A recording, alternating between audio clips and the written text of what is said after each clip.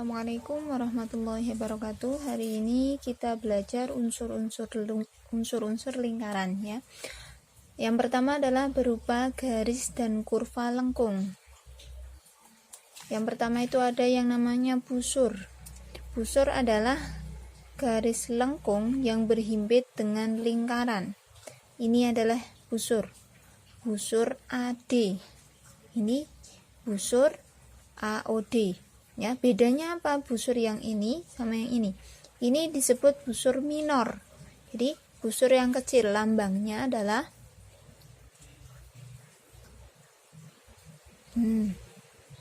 Jadi ini penulisan panjang busur ya. Ini disebut busur minor. Sedangkan ini disebut busur mayor.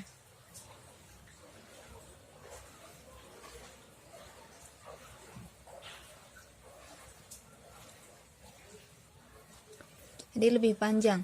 Nah, pengertian busur itu adalah garis lengkung yang berhimpit dengan lingkaran. Jadi inilah busur, ya. Ini yang disebut busurnya.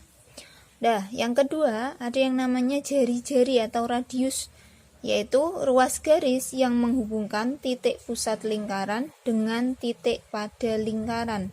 Mana yang disebut dengan jari-jari atau radius ini? OM, ya. Penulisannya adalah disimbolkan dengan ini. Ini artinya jari-jari OM atau radius OM. Sedangkan diameter itu adalah ruas garis yang menghubungkan dua buah titik pada lingkaran melalui titik pusat lingkaran.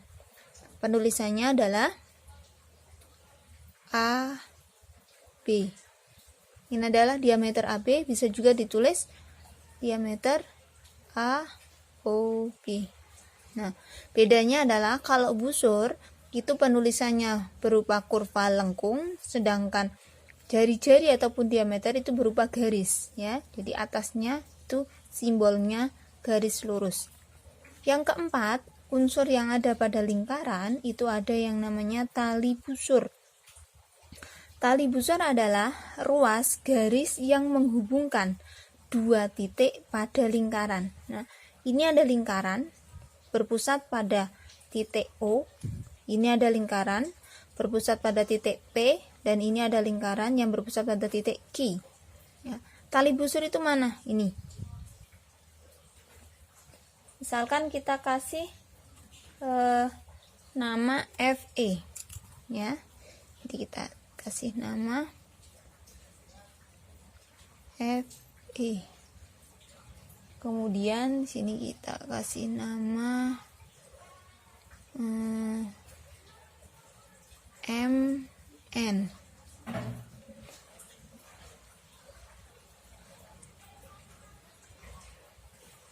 RS. Ya. Jadi tali busurnya itu ada tali busur FE, tali busur MN, dan tali busur RS. Ditulis penulisannya karena berupa garis, maka ini ditulis tali busur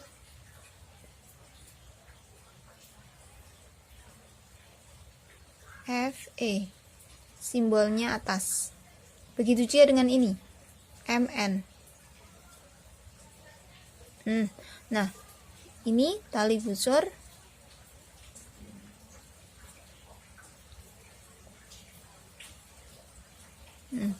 Kalau kalian perhatikan, tali busur MN itu sama dengan diameter ya.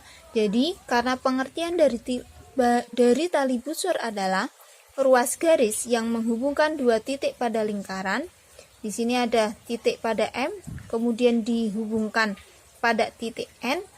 Kebetulan ruas garis ini melewati titik pusat lingkaran P, maka dia akan bisa menjadi diameter dari lingkaran. Kenapa? Karena tadi pengertian diameter adalah ruas garis yang menghubungkan dua buah titik pada lingkaran yang melalui titik pusat lingkaran. Jadi ini bisa disebut tali busur khusus yang dinamai sebuah diameter.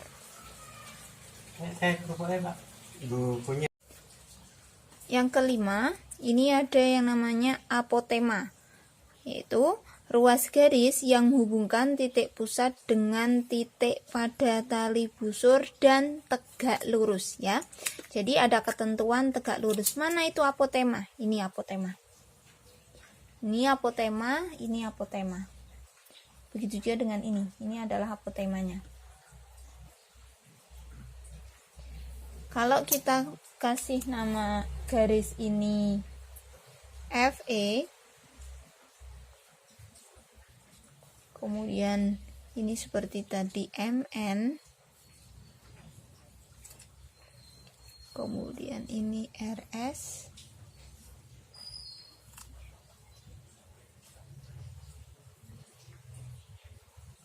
nah ada ketentuan bahwa di sini kasih titik lagi G, misalkan sini titik G, sini titik O, T. Nah, ketentuannya adalah OG akan menjadi apotema jika garis OG itu tegak lurus dengan garis FE. Begitu juga dengan ini, garis OP atau PO itu harus tegak lurus dengan tali busur MN. Maka OP itu bisa disebut sebagai apotema. Begitu juga dengan ini. Garis QT atau TQ itu harus tegak lurus dengan tali busur RS. Ini ada simbol tegak lurus ya. Ini simbol tegak lurus, ini simbol tegak lurus. Nah, penulisannya adalah OG, OP,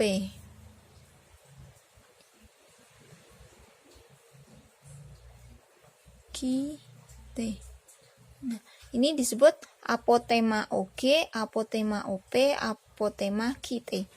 Jika kalian perhatikan, dari ketiga apotema ini ternyata semakin panjang tali busurnya, maka apotema yang terbentuk itu akan semakin pendek.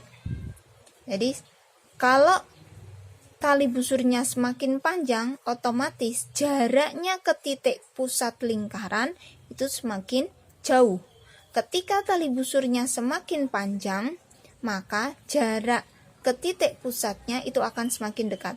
Di antara ketiga tali busur EF, MN, dan RS itu yang paling panjang adalah tali busur MN. Maka ketika ditarik ke pusat lingkaran akan membentuk apotema, itu yang paling pendek jaraknya adalah apotema OP ya. Bisa kita simpulkan.